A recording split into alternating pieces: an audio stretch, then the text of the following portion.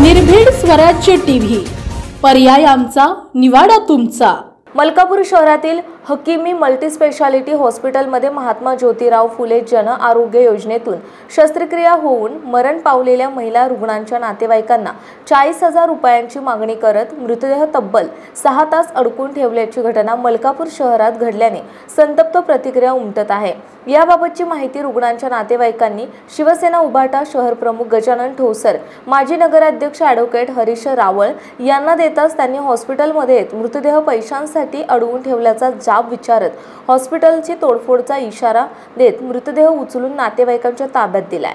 कमलबाई इंगळे, शिराढोण, तालुका मलकापूर, जिल्हा बुलढाण्यातील एक वृद्ध महिला 5 एप्रिलला हकीमी या हॉस्पिटलमध्ये हात आणि पाय फ्रॅक्चर झाल्यामुळे इलाजासाठी भरती केली होती। परिस्थिती एकदम गरिबीची असल्यामुळे महात्मा फुले या योजनेअंतर्गत त्यांचा तिथे इलाज झाला, परंतु आज दुर्दैवाने त्यांना हार्ट अटॅक आल्यामुळे सकाळी 4 वाजता त्या वारल्या। त्यांच्या मृत्यूदेह घेण्यासाठी त्यांचे नातेवाईक गेले असता या हकीमी हॉस्पिटलच्या प्रशासनाने त्यांना 40,000 रुपये मागितले।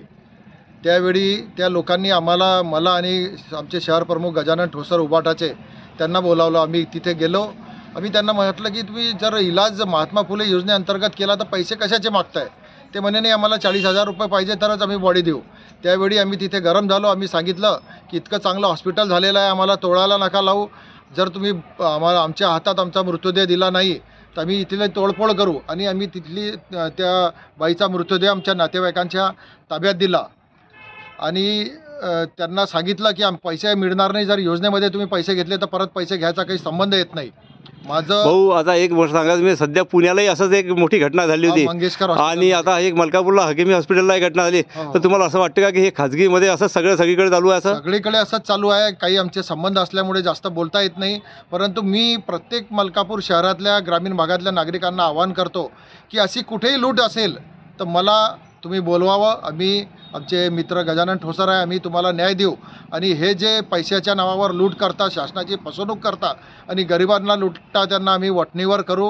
ही बाई आणि त्यांच्या नातेवाईकांना आम्ही न्याय दिला तसं प्रत्येकाला आम्ही न्याय द्यायचा प्रयत्न करू। मलकापूर तालुक्यातील शिराढोण येथील कमलाबाई यादव इंगळे वय 68 या घरात पाय घसरून पडल्याने त्यांचा डावा हात पाय फ्रॅक्चर होऊन त्या जखमी झाल्या। त्यांना मलकापूर येथील हकीमी मल्टीस्पेशालिटी हॉस्पिटलमध्ये उपचारार्थ 5 एप्रिल रोजी दाखल करण्यात आलं होतं। महात्मा ज्योतिराव फुले जन आरोग्य योजनेतून 7 एप्रिल रोजी रात्री त्यांच्यावर शस्त्रक्रिया करण्यात आली। रुग्णालयात उपचार सुरू असताना सकाळी 4 वाजेदरम्यान हृदयविकाराच्या तीव्र झटक्याने त्यांचे अतिदक्षता विभागात मृत्यू झाला। रुग्णालय प्रशासनाने 40,000 रुपये बिल बाकी असल्याचे सांगत त्यांचा मृतदेह नातेवाईकांच्या ताब्यात देण्यास नकार दिला। विनवणी करूनही मृतदेह ताब्यात देत नसल्याने रुग्णांचे नातेवाईक यांनी सदर घटनेची माहिती शिवसेना शहर प्रमुख गजानन ठोसर, माजी नगराध्यक्ष ॲडव्होकेट हरीश रावळ यांना फोनवरून दिली।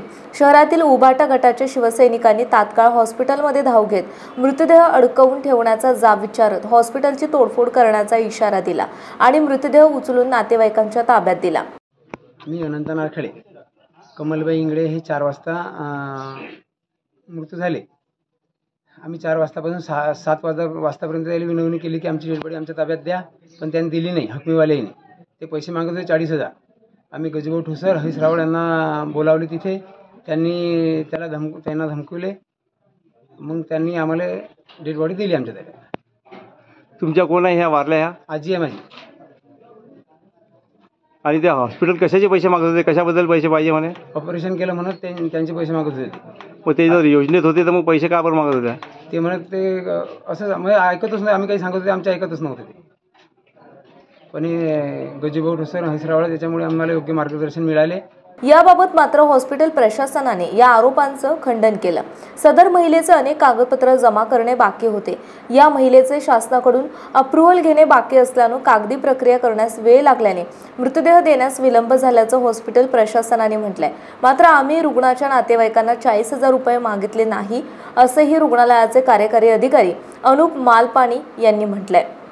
डॉक्टर साहेब सर्वात महत्त्वाचं मग हे जे 40,000 रुपयाचं माजवणं चालू आहे सगळीकडे, तर याच्याकरता तुमचं काय म्हणणं आहे की असं काय झालेलं आहे नेमकं? या घटनेचं मी हॉस्पिटलच्या वतीने पूर्णपणे खंडन करतो आहे. ही चुकीची अफवा चालू आहे. मृतदेह कोणत्याही पद्धतीने अडवलेला नाही. महात्मा ज्योतिबा फुले अंतर्गत ज्याही पेशंटचा आपण उपचार करत असतो त्याचं जर अप्रुव्हल जर पूर्ण असलं तर कोणत्याही गोष्टीचा त्रास होत नाही. फक्त हा त्रास एक्सेप्शनल केसमध्ये असा झाला की याचं ETI घेतलेलं होतं, इलेक्ट्रॉनिक टेलिकम्युनिकेशन इन्फॉर्मेशन या नात्याने. तर ही पूर्णपणे अफवा आहे आणि जी प्रोसेस जोपर्यंत ज्या प्रोसेसला वेळ लागेल तितका वेळ हा द्यावाच लागेल तुम्हाला हॉस्पिटलला.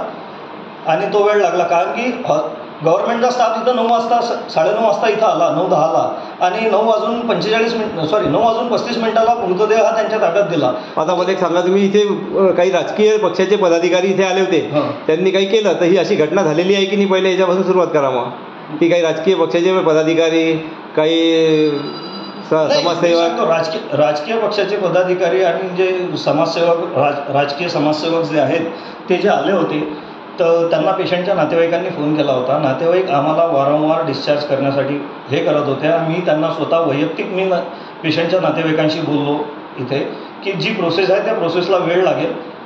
गव्हर्नमेंटचा माणूस आल्यानंतर मला 20 मिनटं द्या, 20 मिनटात मी तुमचा मृतदेह तुमच्या ताब्यात देतो. आणि 9:10 आरोग्य मित्र हॉस्पिटलला हजर झाले आणि 9:35 पेशंट आम्ही हँडओव्हर. 40,000चा मामला नेमका काय आहे? त्यात 40,000चा मी पूर्णपणे या गोष्टीचं खंडन करतो आहे. माझ्या हॉस्पिटलला CCTV कॅमेरे आहेत. माझ्या हॉस्पिटलच्या कोणत्याही स्टाफने किंवा कोणत्याही डॉक्टरने त्यांना पैशाची मागणी केलेली नाही किंवा कोणता. बुलढाणा जिल्ह्यातील महत्त्वाच्या घटना आणि घडामोडी पाहण्यासाठी तुम्ही निर्भीड स्वराज्य या चॅनलला अद्यापही सबस्क्राईब केलं नसेल तर आत्ताच जाऊन सबस्क्राईब करा आणि बेल आयकॉन दाबायला विसरू नका. आणि फेसबुक पेजला शेअर आणि लाईक करा. पाहत राहा निर्भीड स्वराज्य.